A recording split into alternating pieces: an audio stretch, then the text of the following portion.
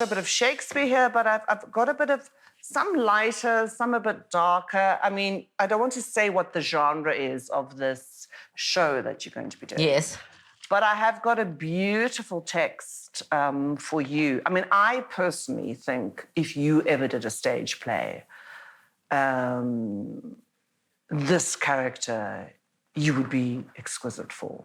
Okay. Which is, I don't choose rubbish. So I know you don't.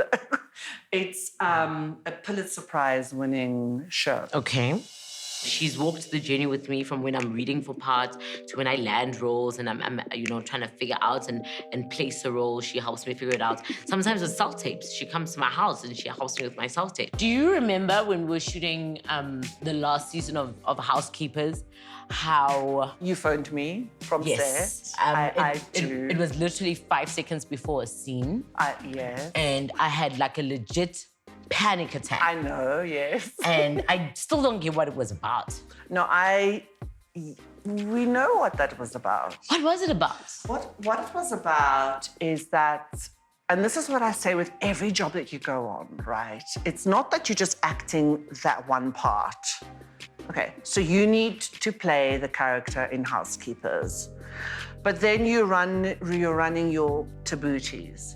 You're doing your radio show. You've got everything else that's going around you. And then you've got your very own self. Yeah. And then you need to be playing that character. And it's so much you put on yourself. Do you know what it was in that moment? And I remember the exact feeling. Yeah. It was an overwhelming, it's also like having done 2 seasons of this particular show and it being very well received, right? Yes. And now going into a 3rd season, it almost felt like, can I top that?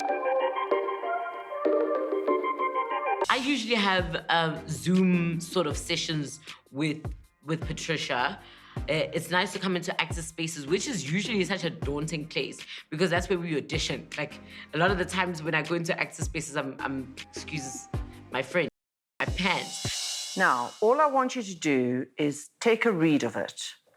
I don't want you to perform it. I want you, just you, Thando, as a human being, just to read the words. And, oh, that's frangipani tree, right? Frangipani tree. But just you don't have to perform. There's nobody else here. Just you in your instinct, because you've got such a beautiful instinct. Just let it affect you. You don't have to perform for anybody. Just read it. Just see, take your natural instinct. If it takes you somewhere, it doesn't take you somewhere. Okay. Nobody's here to judge. It's just you and me. Okay. All right, my darling. His foot was so heavy, it was all I could see as the others took me. My baby was crying. She was a good baby. Beatrice never cried. She was crying, screaming. Shh, I said, shh.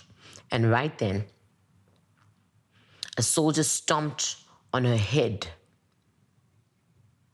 with his boot, and she was quiet. Where was everybody? Where was everybody?